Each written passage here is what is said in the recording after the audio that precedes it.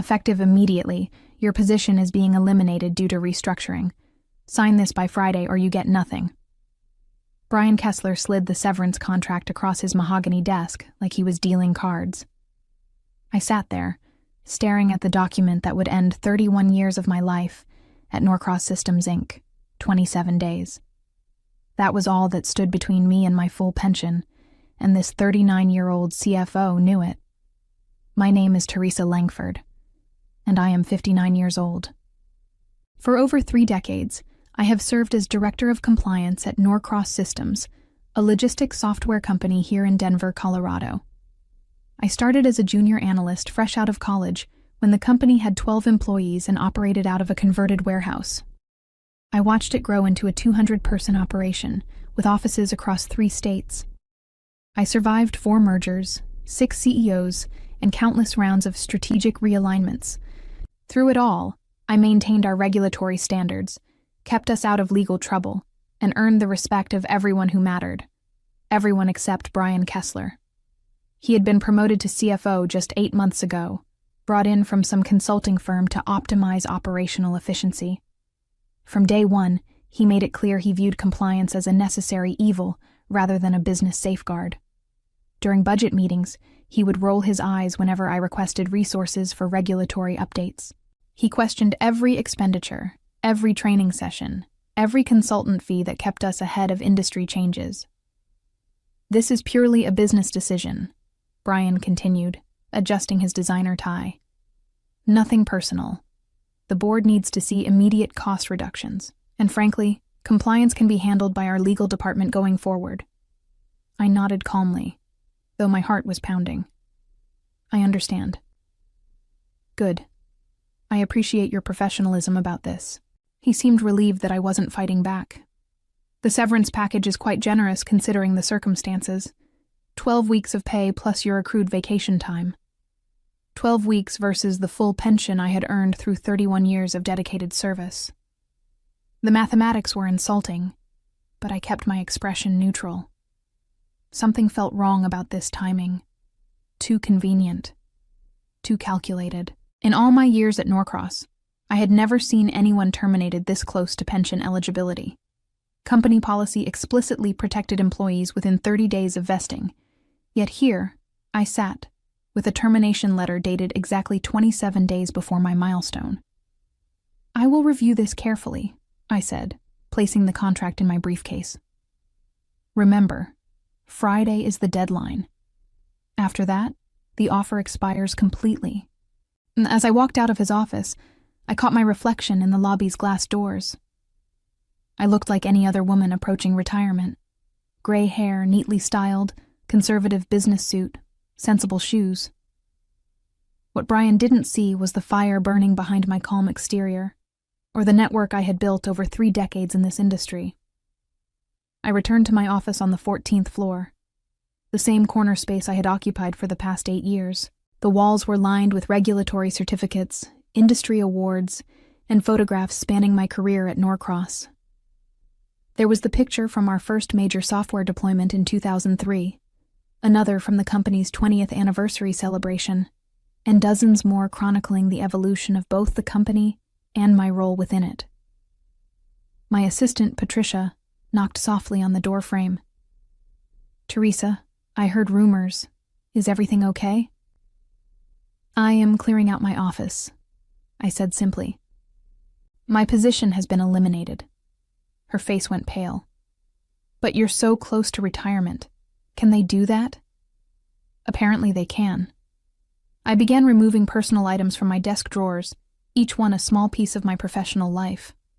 The stress ball from our 2015 audit marathon. The coffee mug Ruth Delgado had given me when she retired 6 months ago. A framed photo of my late husband David, taken during our anniversary trip to Yellowstone. Patricia lingered in the doorway, clearly wanting to say more but uncertain how to help.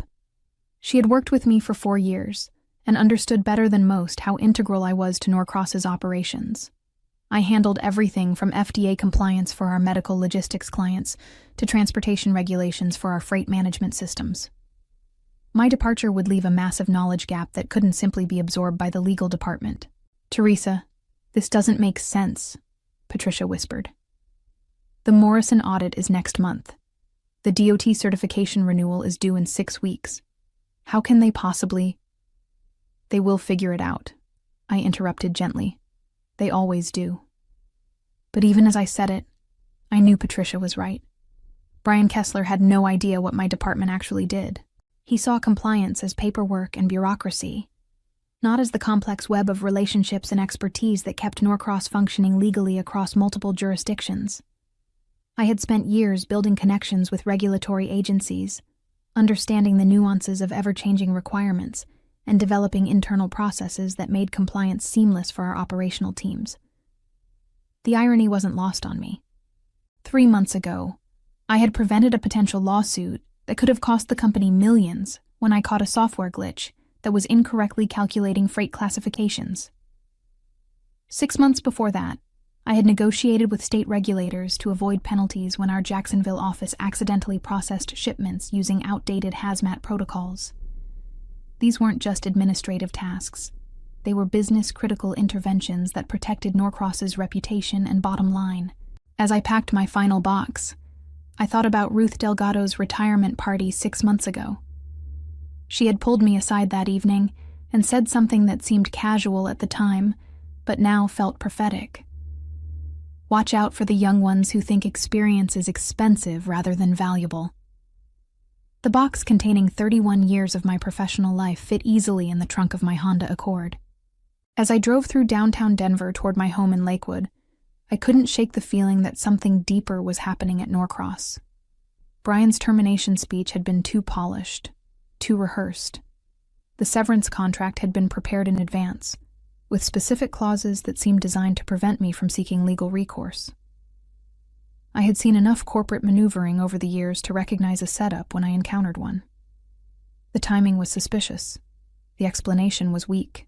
And most telling of all, Brian had seemed nervous despite his confident performance. He kept checking his watch and glancing at his computer screen as if he was following a predetermined script. My phone rang as I pulled into my driveway. The caller ID showed Patricia's number. Teresa, I had to call you. After you left, Brian came down to your office with 2 people I didn't recognize. They spent an hour going through your files and computer. When I asked what they were doing, Brian said they were securing sensitive materials for the transition.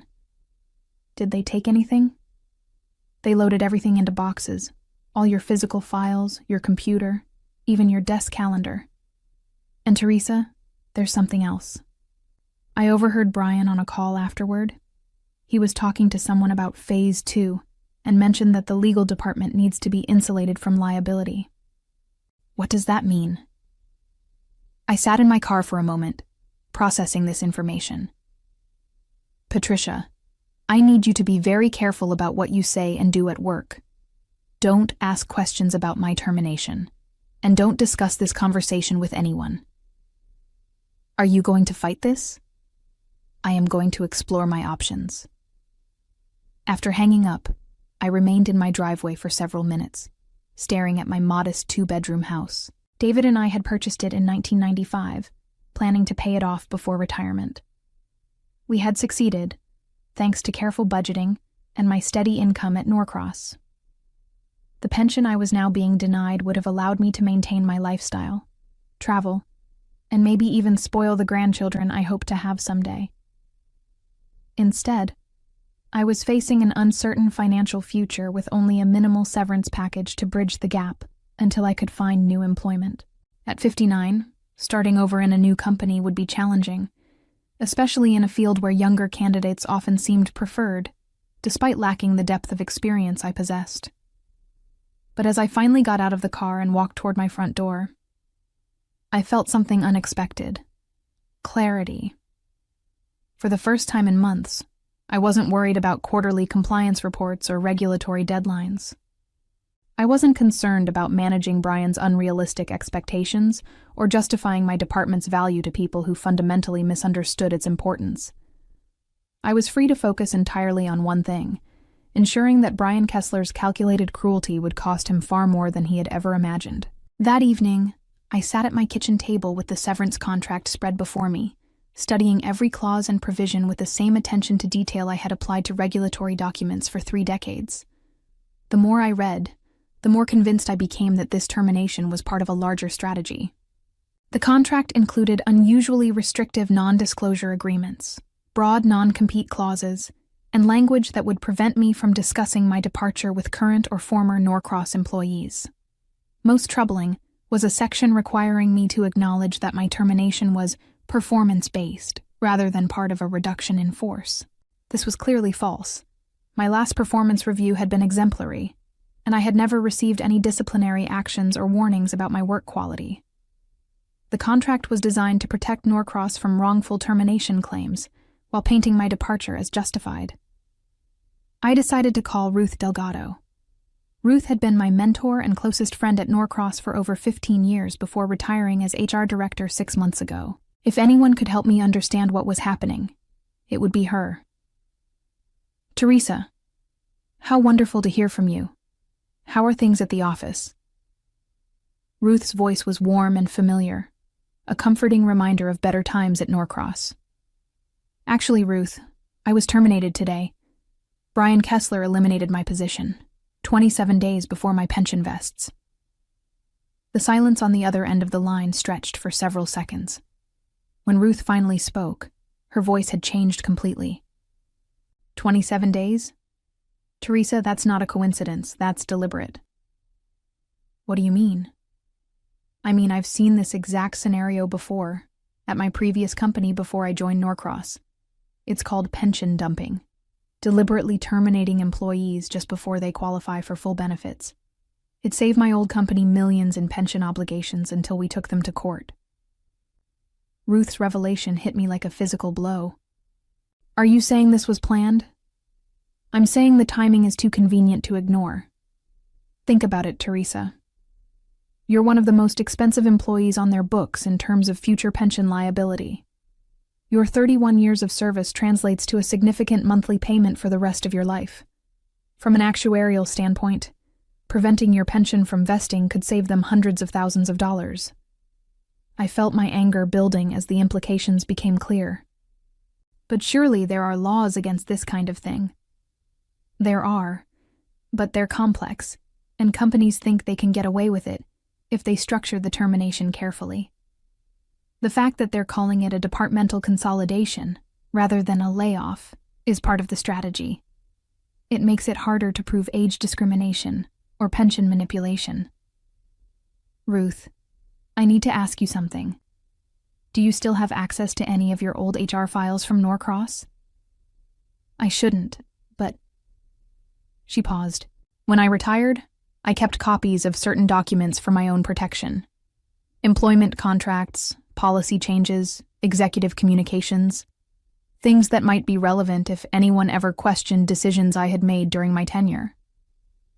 Would any of those documents be relevant to my situation? Possibly.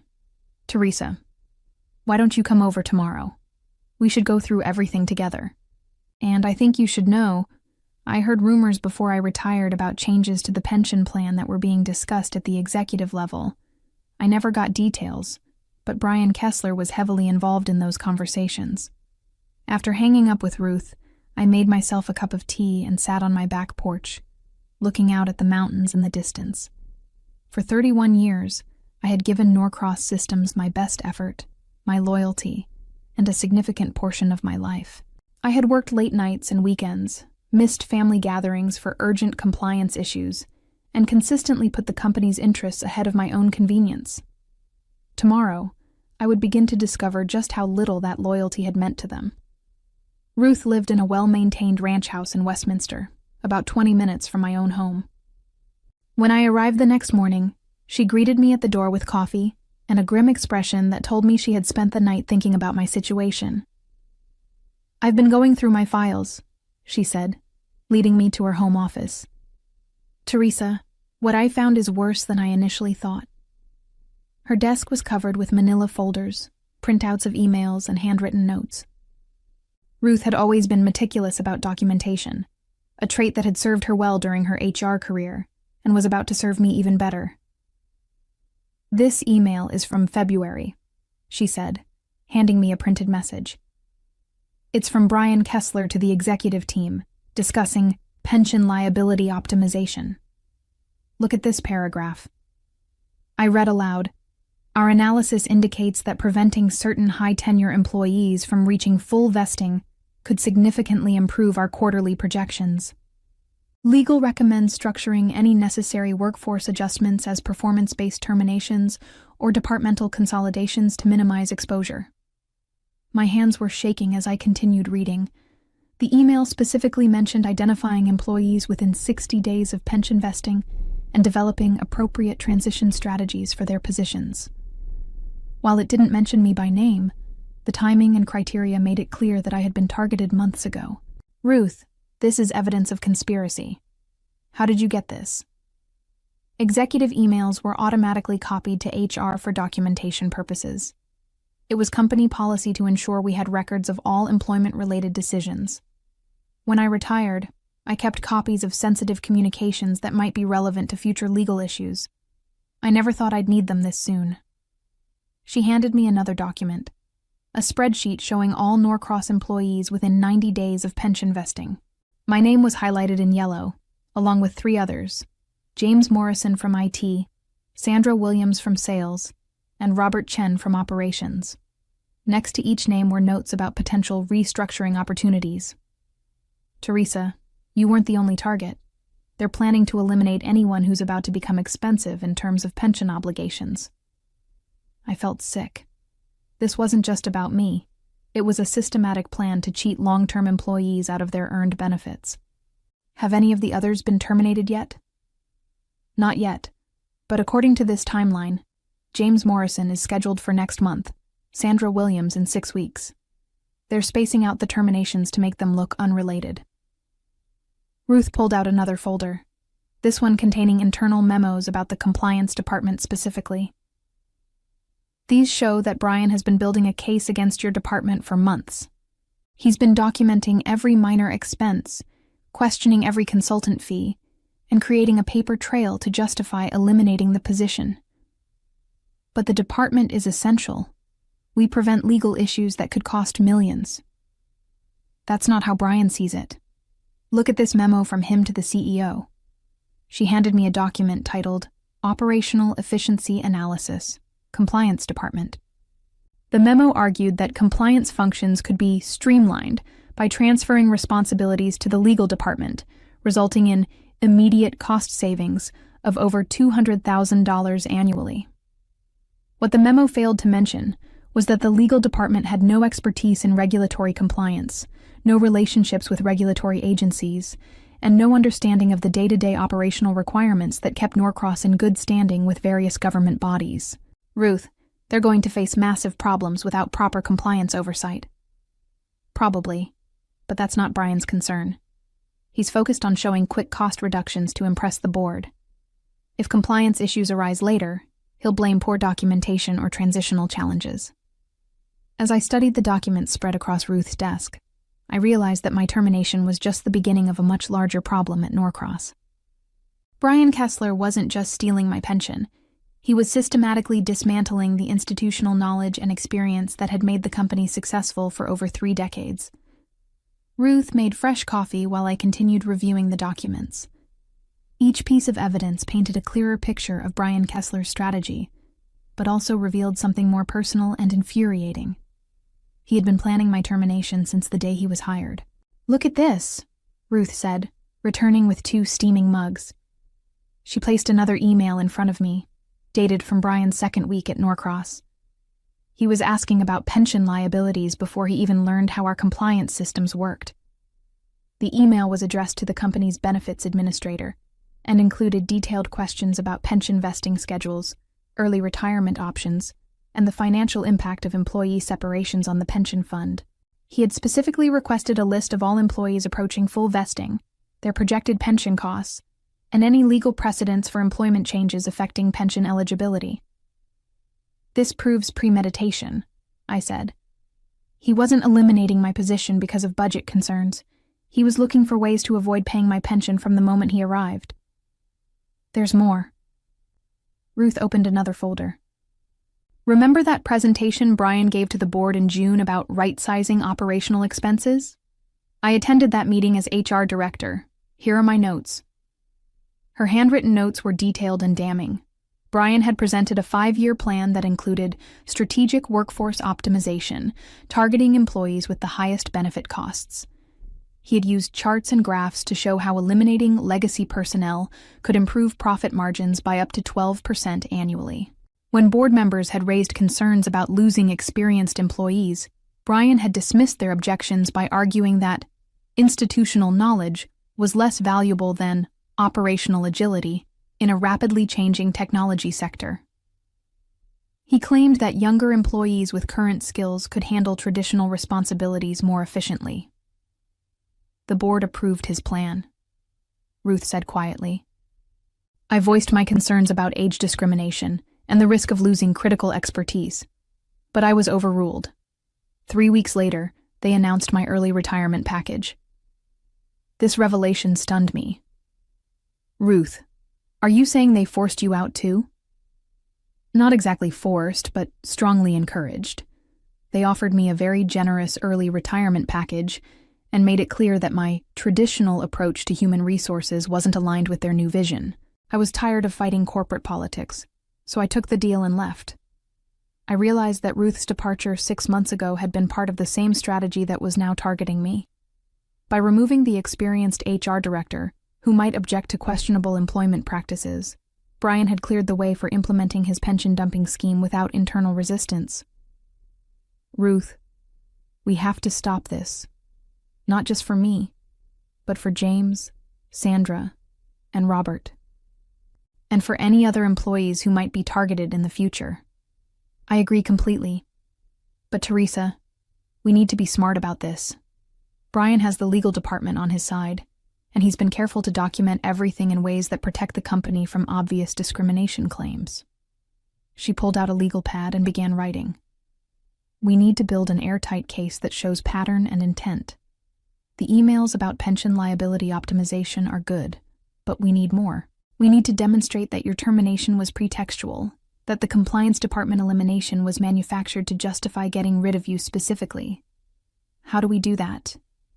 We need documentation showing that your department was actually successful and necessary, that there were no performance issues with your work, and that the cost savings Brian claims are either exaggerated or will result in much higher costs down the road. I thought about my files and computer that Brian had seized the previous day. They took all my records, performance reviews, cost-benefit analyses, documentation of compliance successes, everything that would prove my value to the company. That might work in our favor, Ruth said with a slight smile. Taking your files could be seen as destroying evidence. And besides, I have copies of your performance reviews in my HR files. You've been rated exemplary for 8 consecutive years. Ruth and I spent the weekend organizing our evidence and developing our strategy. By Sunday evening, we had built a comprehensive case showing that my termination was part of a deliberate scheme to avoid pension obligations through age discrimination. We had Brian's emails about pension liability optimization, the spreadsheet targeting employees near vesting, documentation of the fake justifications for eliminating my department, and my exemplary performance reviews. On Monday morning, I called attorney David Richardson, whom Ruth had worked with during her previous company's pension dumping case. After reviewing our evidence, he agreed to take my case on a contingency basis. This is one of the clearest examples of pension manipulation I've seen, Richardson told us during our Tuesday meeting. The documentation is exceptional, and the pattern of targeting employees near vesting is obvious. We're going to file a formal complaint with the Department of Labor while simultaneously pursuing wrongful termination and age discrimination claims. That afternoon, Richardson filed our complaint, and by Wednesday morning, local news station Channel 7 was running a story titled, "Denver Software Company Accused of Pension Fraud." The reporter had obtained copies of our legal filing and was interviewing employment law experts about the broader implications of pension dumping schemes. By Thursday, the story had been picked up by the Denver Post and several industry publications. Norcross Systems was suddenly facing intense public scrutiny about their employment practices, and potential clients were asking questions about the company's ethical standards. Brian Kessler called me Friday morning, his voice tight with barely controlled anger. "Teresa, we need to talk. This situation has gotten completely out of hand." "I don't think we have anything to discuss, Brian. The board wants to resolve this matter quietly. We're prepared to offer you a very generous settlement." "I'll have my attorney contact you," I said, and hung up. The following Monday brought developments that exceeded even Ruth's optimistic expectations. Richardson called to inform me that the Department of Labor was launching a formal investigation into Norcross Systems' pension practices, and 3 additional employees had contacted his office, claiming they had been terminated under suspicious circumstances. "Teresa, this is becoming a class action case," Richardson explained. "We now have James Morrison, who was terminated last week, exactly 60 days before his pension vested. We have documentation of Sandra Williams being placed on a performance improvement plan despite stellar reviews, clearly setting up her termination. And we have a former IT director who was let go 2 years ago under circumstances that now look highly suspicious." Meanwhile, the media attention was intensifying. Channel 7 had interviewed pension law experts who explained how companies could save millions by systematically eliminating employees just before they qualified for full benefits. The story resonated with viewers because it represented a fundamental betrayal of the social contract between employers and loyal workers. Ruth called me Wednesday with news that made my day. "Teresa, I just heard from Patricia. Brian called an emergency meeting yesterday to announce that the compliance department is being reconstituted immediately. Apparently, 3 clients have raised concerns about regulatory oversight, and the Morrison audit next week has become a crisis because nobody understands your old procedures." "Are they offering me my job back?" "Not yet, but Patricia says Brian looked absolutely miserable during the meeting. The board has apparently been asking very pointed questions about why they eliminated such a critical function right before major compliance deadlines." By Thursday, Richardson received a call from Norcross's legal team requesting a settlement conference. The company was clearly feeling pressure from multiple directions: the federal investigation, negative media coverage, operational problems caused by my absence, and the prospect of additional lawsuits from other terminated employees.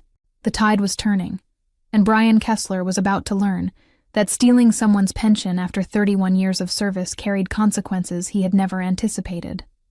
As I looked toward the future, I realized that sometimes the greatest revenge is simply ensuring that the truth comes to light, and that my years of careful documentation and professional relationships had given me the tools to fight back when it mattered most. My journey to justice had taught me that loyalty and integrity, while not always immediately rewarded, ultimately provide the strongest foundation for both personal satisfaction and professional vindication.